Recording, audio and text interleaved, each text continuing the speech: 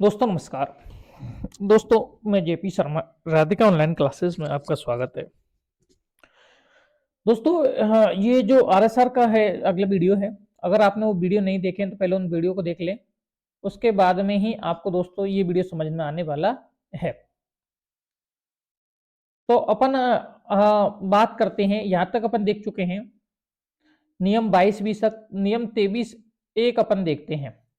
नियम 23(1) कहता है कि स्थिति जब सरकारी नियोजन में नहीं रहेगा, मतलब सरकारी नियोजन से सरकारी समाप्ति से कब हटेगा, कोई राज्य कर्मचारी सरकारी सेवा से कब हटेगा, उसका उल्लेख है वो नियम 23(1) में है। इसमें देखो, राज्य कर्मचारी को किसी भी स्थिति में निरंतर 5 वर्ष से अधिक अवधि का अवकाश स्वीकार नहीं किया जाएगा। दोस्तों आप परमिशन से 5 वर्ष तक आप बताए करके अपने सक्षम अधिकारी को बता करके आप छुट्टी ले सकते हो। लेकिन 5 वर्ष से अधिक अवधि होने पर कर्मचारी द्वारा कार्यभार ग्रहण नहीं करने से सेवा से बर्खास्त किया जाएगा। अगर 5 वर्ष से अधिक हुआ तो कर्मचारी को सेवा से बर्खास्त यानी सेवा से टर्मिनेट किया जाएगा। यानी 5 वर्ष तक कर्मचारी अपने सक्षम अधिकारी से परमिशन लेकर के और छुट्टी ले सकता है, लेकिन 5 वर्ष से अधिक नहीं ले सकता। अगर 5 वर्ष से अधिक लेगा तो उसको बर्खास्त किया जा सकता है। ये कहता है नियम 23(1). अगला देखो नियम 23(a). वो नियम 23(1) है, ये नियम 23(a) है। अस्थायी कर्मचारी को सेवा समाप्ति से पूर्व नोटिस। अगर अस्थायी कर्मचारी कोई लगा हुआ है तो उसकी सेवा समाप्ति से पूर्व उसको नोटिस देना होगा। इसमें देखो, अस्थायी राज्य कर्मचारी लिखित में नोटिस देकर या राज्य सरकार द्वारा अस्थायी राज्य कर्मचारी को लिखित नोटिस प्रदान कर सेवा समाप्त की जा सकेगी। 3 वर्ष से कम सेवा होने पर नोटिस की अवधि 1 माह पूर्व रहेगी।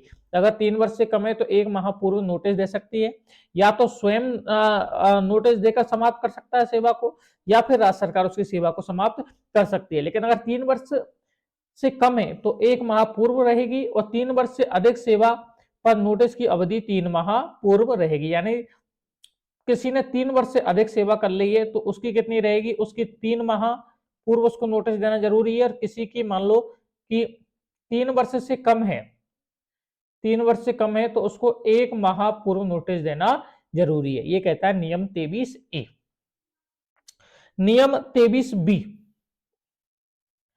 अस्थायी पदों में कटौती कनिष्ठता के आधार पर। अगर किसी के अस्थायी पद हटाए जाते हैं तो जो सबसे बाद, कनिष्ठता का मतलब होता है सबसे छोटा, तो जो सबसे बाद वाला जो पद है या सबसे छोटा वाला जो पद है वो हटाया जाएगा। उसके बाद में वरिष्ठ पद हटाया जाएगा। पदों में कटौती होने के कारण अस्थायी राज्य कर्मचारी को सेवा से हटाने के लिए सबसे कनिष्ठ सेवक को पहले हटाया जाएगा। वो कनिष्ठ सेवक का मतलब है कि मान लो किसी को नौकरी करते हुए 6 माह हुए हैं और दूसरे को हुए 12 माह, तीसरे को हुए 18 माह, तो अगर पद कटौती होती है तो इस 6 माह वाले को पहले हटाया जाएगा, उसके बाद 12 माह वाले को, उसके बाद 18 माह वाले को। अगला देखिए, ये हुआ था दोस्तों अपन का अध्याय नंबर कौन सा था, तो अध्याय नंबर 3 अपना कंप्लीट हो गया था। एक बार मैं दोबारा हल्का फुल्का सा दिखा रहा हूं आपको अध्याय नंबर 3। ये अध्याय नंबर 3 था। नियम 8 से लेकर के और 23 थे। 8 में प्रोविजनल प्रशिक्षणार्थी, 9 में अपना था नई नियुक्ति पर 9 में था अपना नई नियुक्ति पर चिकित्सा प्रमाण पत्र, 10 में चिकित्सा स्वास्थ्य प्रमाण पत्र का प्रारूप, 11 में चिकित्सा प्रमाण पत्र पर हस्ताक्षर एवं प्रति हस्ताक्षर करने वाला, 12 में स्वास्थ्य प्रमाण पत्र में छूट, 13 में सेवा की मूलभूत शर्तें, 14 में पदाधिकारी के संबंध में मूलभूत सिद्धांत, 15 में पदाधिकारी के संबंध में मूलभूत सिद्धांत, 16 में पदाधिकार बने रहेगा, 17 में पदाधिकार का निलंबन, 18 में पदाधिकार का समाप्त होना, 19 में पदाधिकार का स्थानांतरण, 20 इसी में था अधिशंख्य पदों का सृजन, 20 में था स्थानांतरण ट्रांसफर, 21 में था जीवन बीमा या भविष्य निधि सदस्यता, और अपन का था 22 में था वेतन भत्ते प्राप्त करने की शर्तें, और 22A में था प्रशिक्षण अवधि में दी धनराशि जमा कराना, है ना। और 23(1) में था, 23(1) स्थिति जब सरकारी नियोजन में नहीं रहेगा, और 23(A) में अस्थायी कर्मचारी की सेवा समाप्ति से पूर्व नोटिस, और 23(B) में था स्थायी पदों में कटौती करने के आधार पर। अब है अध्याय नंबर 10। आपका जो तीसरा चैप्टर है वो है अध्याय नंबर 10। तो अध्याय नंबर 10 का नाम है अवकाश की सामान्य शर्तें।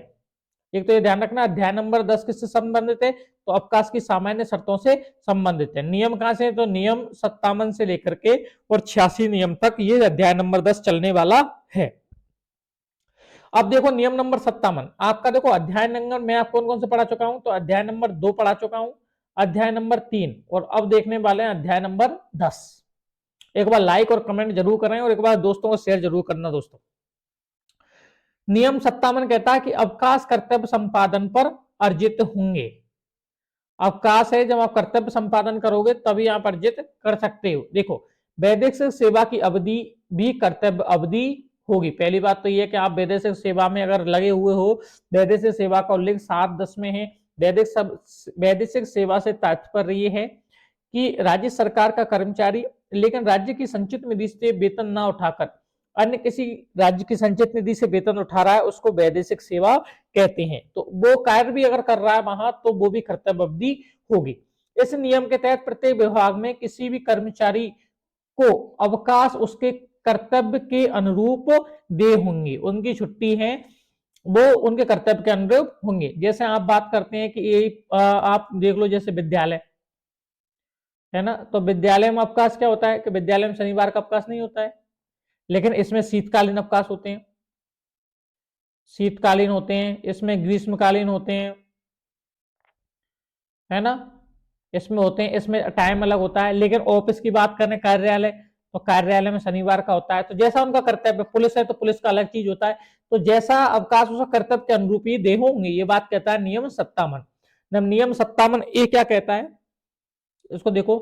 एक राज्य कर्मचारी ऐसे पद सेवा पर स्थानांतरित होता है जिसमें ये अवकाश नियम प्रभावी होते हैं, वह उस सेवा पद से आता है जिसमें ये अवकाश नियम नहीं हो, तो कर्मचारी स्थानांतरण से पूर्व की सेवा के बदले अवकाश प्राप्त करने का अधिकार नहीं होगा। कहने का मतलब यह है कि किसी डिपार्टमेंट है मान लो, और वो ऐसे डिपार्टमेंट से आता है जहां अवकाश नहीं है, और अब ऐसे डिपार्टमेंट में आ जाता है जहां अवकाश है। तो पहले वाले डिपार्टमेंट में अगर अवकाश नहीं है और अब वाले डिपार्टमेंट में है, तो इसने जो सेवा की है, मान लो 7 महीना सेवा की है और 5 महीना इस डिपार्टमेंट में, तो 7 महीने का उसका कोई भी अवकाश नहीं मिलेगा। पहले के डिपार्टमेंट में जितनी सेवा की है उसका कोई अवकाश नहीं मिलेगा। जो इस डिपार्टमेंट के नियम इस पे लागू होने वाले हैं, इस डिपार्टमेंट के नियम इस पे लागू होने वाले हैं। ये बात कहता है नियम 57(a).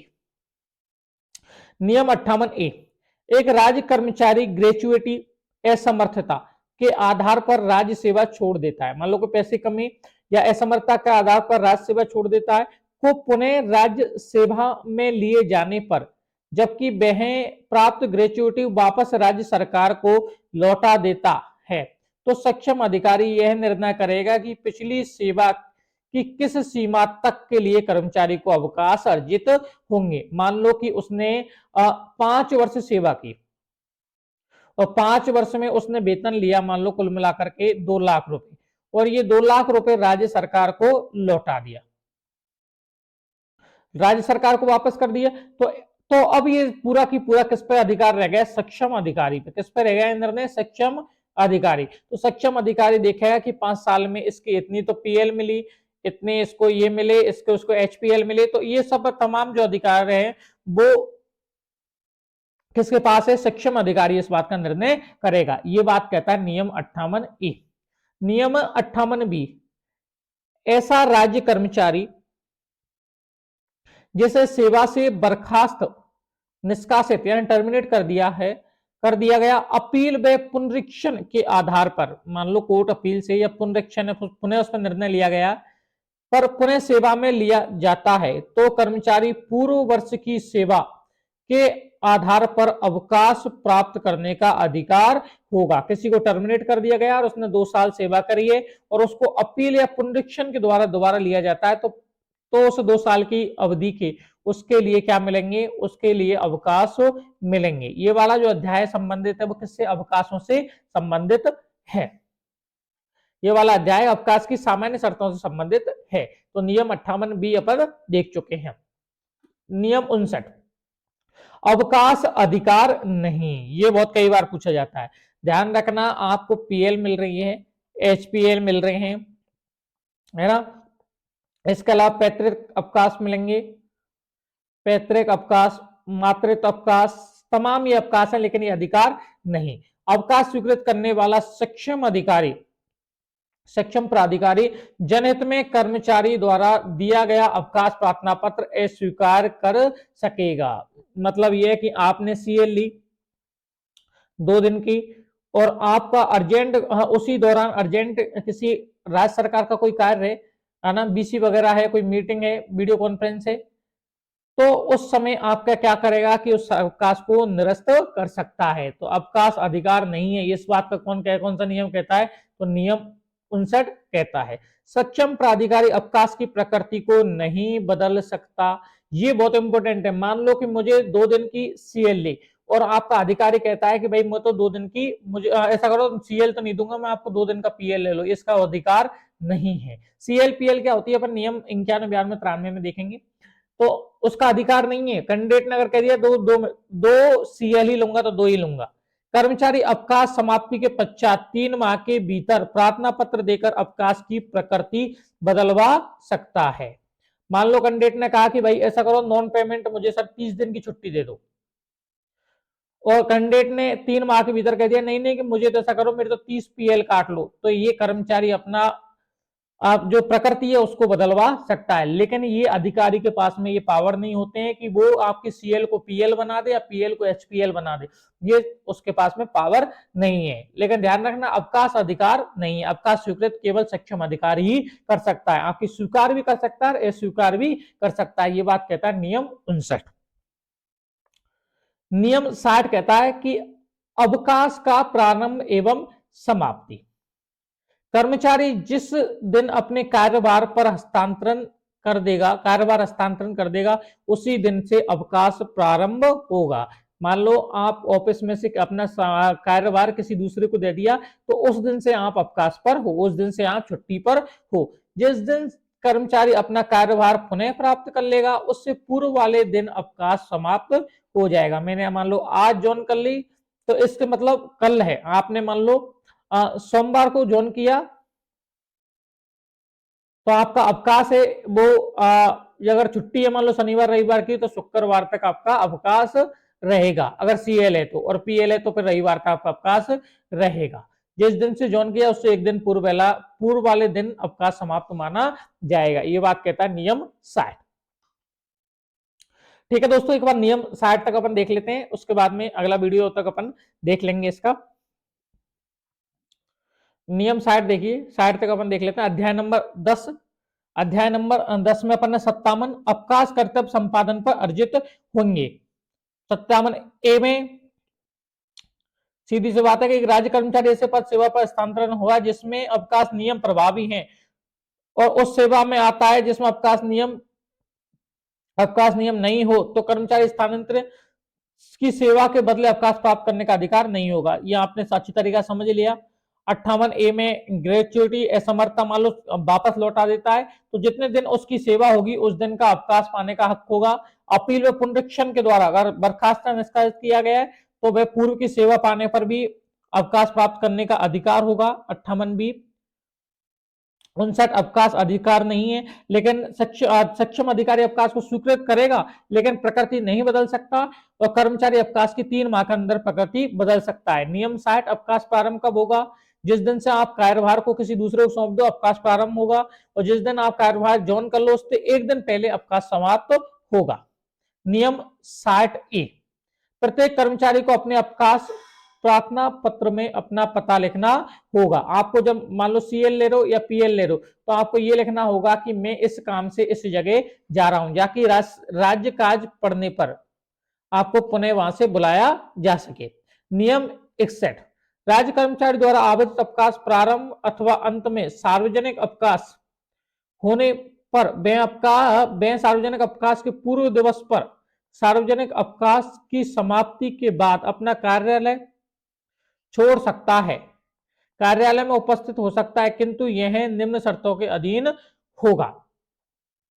देखो, राज्य कर्मचारी द्वारा आवर्त अवकाश के प्रारंभ अथवा अंत में सार्वजनिक अवकाश होने पर वह सार्वजनिक अवकाश के पूर्व दिवस पर सार्वजनिक अवकाश की समाप्ति के बाद अपना कार्यालय छोड़ सकता है, कार्यालय में उपस्थित हो सकता है, किंतु यह निम्न शर्तों के अधीन होगा। कार्यालय छोड़ने से पूर्व धनराशि प्रतिपूर्ति का हस्तांतरण शामिल नहीं होना चाहिए। कर्मचारी के अवकाश अवधि से पूर्व प्रस्थान करने पर उसके स्थान पर आने वाला दूसरा कर्मचारी को अपना मुख्यालय जल्दी न छोड़ने पड़े। अब देखो, मान लो कि आप शनिवार और रविवार, शुक्रवार को आप छुट्टी लेना चाहते हो, जबकि शनिवार और रविवार ऑफिसों की छुट्टी होती है।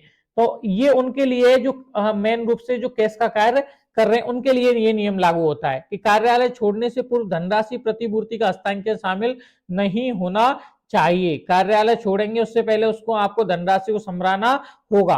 कर्मचारी का अवकाश अवधि से पूर्व प्रस्थान करने पर उसके स्थान पर आने वाले दूसरे कर्मचारी को अपना मुख्यालय जल्दी ना छोड़ना पड़े। ऐसा नहीं हो कि है ना उसको उसके आने से जो अपना मुख्यालय जो निम्न कांड वो जल्दी से छोड़ना पड़े। इस बात को कहता है नियम 61B। तो मुझे लगता है दोस्तों आपको समझ में आ चुका हो। नियम 61 कहता है कि आप छुट्टी लेंगे, लेकिन ऐसा नहीं हो कि उस छुट्टी से एक दिन पहले आप तमाम कार्यभार सौंप के जाओगे और छुट्टी अगर आप सार्वजनिक अवकाश है तो उससे पहले आप कार्यभार आप अपना ग्रहण करोगे। ठीक है, तो मुझे लगता है कि आपको सभी नियम संपादित होंगे, एक तरीका से आपको सभी नियम याद हो गए होंगे। कोई अगर डाउट है तो आप कमेंट बॉक्स में जरूर बताएं। धन्यवाद साथियों।